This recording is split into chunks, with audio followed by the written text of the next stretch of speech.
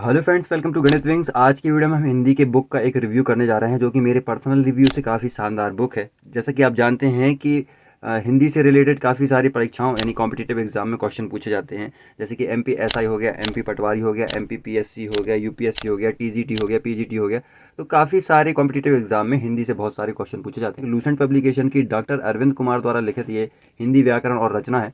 तो ये काफ़ी शानदार बुक है। अगर हम इसका कंटेंट देखें तो व्याकरण खंड में भाषा, ध्वनि, संधि, वर्तनी, विराम चिन्ह, शब्द, पद, तत्सम, तद्भव, पर्यायवाची, विलोमार्थी, अनेकार्थी है ना, उपसर्ग, प्रत्यय, द्विरुक्ति समास और अनेक शब्दों के लिए एक शब्द दिया हुआ है। ठीक है। श्रुति सम भिन्नार्थक शब्द, एक अर्थक प्रतीत होने वाले भिन्नार्थक शब्द, शब्द परिवार, संज्ञा, लिंग, वचन, कारक, सर्वनाम, विशेषण, क्रिया, काल, वाच्य भी दिए हुए हैं। इसमें वाच्य ज़्यादातर बुक में हमें क्या है देखने को नहीं मिलते हैं। अवयव और अविकारी शब्द हैं। वाक्य, पदबंध, वाक्य संश्लेषण, शुद्ध शुद्ध शब्द होते हैं। पद परिचय हो गया, मुहावरे, लोकोक्तियाँ हो गया, स्वर व्यंजन, भाषा व्याकरण, भाषा बोली, अल्प प्राण, महाप्राण, घोष, अघोष, शब्द पद, रूढ़ यौगिक, तत्सम तद्भव, विकारी, अविकारी, संज्ञा, सर्वनाम, कृदंत, विशेषण, अकर्मक, सकर्मक, कर्तवाच, कर्मवाच, संधि संयोग, संधि समास, कर्मधारय और ये सब समास भी दिए हुए हैं। अगर हम रचना खंड की बात करें तो लेखन कला के गुण है ना, अपठित गद्यांश पद्यांश दिए हुए हैं। संक्षिप्त में सार लेखन, अनुच्छेद लेखन, संवाद लेखन, प्रतिवेदन, तार लेखन, डायरी लेखन, विज्ञापन, पत्र लेखन, निबंध लेखन। और साहित्य खंड में अगर देखें तो कहानी और लेखन,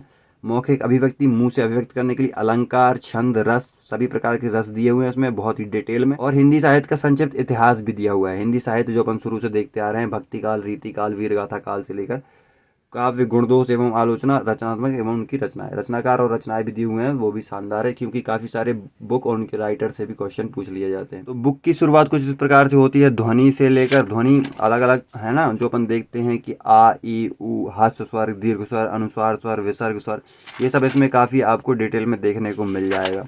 और फिर अगर हम आगे देखते हैं तो संधि में भी काफ़ी डिटेल से दिया हुआ है, जिसको मैंने कुछ शब्द में पढ़ भी रखा है। और फिर अगर हम आगे जाते हैं तो यहाँ पर बहुत सारी संधि के एग्जाम्पल भी दे रखे हैं उन्होंने। ठीक है। अगर शब्द और पद देखें जिसमें कि तत्सम और तद्भव पूछे जाते हैं, तो तत्सम और तद्भव भी दिए हुए हैं। यहाँ पर आप बहुत सारे एग्जाम्पल दे रखे हैं इन्होंने तत्सम और तद्भव के, तो आप ये भी देख सकते हैं अलग अलग प्रकार से है ना।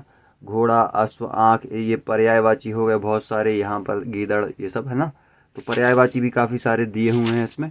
शब्द निर्माण में यहाँ पर हमारे प्रत्यय उपसर्ग दे रखे हैं बहुत सारे, जैसे कि अधि, शु, उत, अति, अत्यधिक है ना।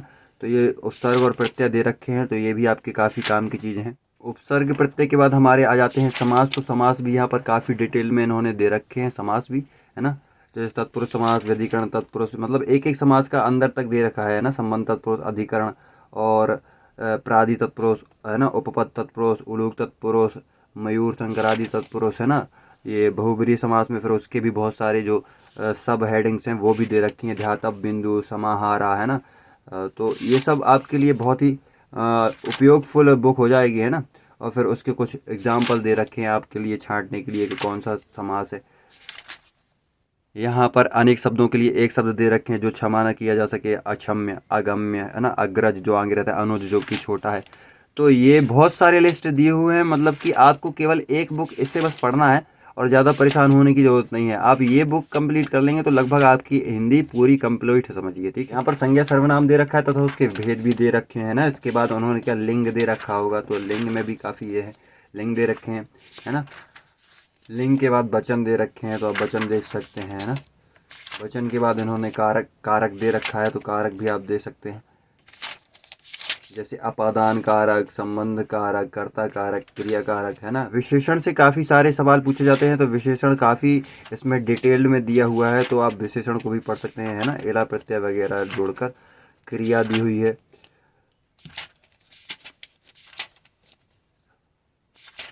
अकर्मक क्रिया, सकर्मक क्रिया, काल दिया हुआ है, काल बोध भी पढ़ सकते हैं आप यहाँ पर है ना। तो ओवरऑल बुक में है तो सब कुछ। वाच्य दे रखे हैं जो कि बहुत ही ज़्यादा इंपॉर्टेंट है, और यहाँ से क्वेश्चन ज़्यादातर पटवारी एग्जाम में पूछे गए थे, तो आप इस बुक में वाच्य भी आपको मिल जाएंगे। आप देखिएगा बुक में अगर वाच्य हो तभी खरीदिएगा है ना। अब हम इसको थोड़े सा पीछे से देखते हैं, जैसे रचनाकार और उनकी रचनाएं दी हुई हैं यहाँ पर उन्होंने है ना। तो पीछे से इसको देखते हैं कुछ, पीछे से क्या क्या इंपॉर्टेंट है इसमें। जैसे कि हिंदी साहित्य का संक्षिप्त इतिहास दिया हुआ है उन्होंने। ठीक है। और पत्र लेखन भी होगा इसमें, और कहानी लेखन भी होगा है ना। गण दिए गए हैं तुम्हारे, तगण, यकण, मगण है ना, यानी कि छंद में जो उपयोग होते हैं। अलंकार, यहाँ पर देखिए ये कहानी लेखन से रिलेटेड दिया गया है, कुछ चित्र के माध्यम से इन्होंने समझाया है कि कहानी लेखन के लिए ये देखिए।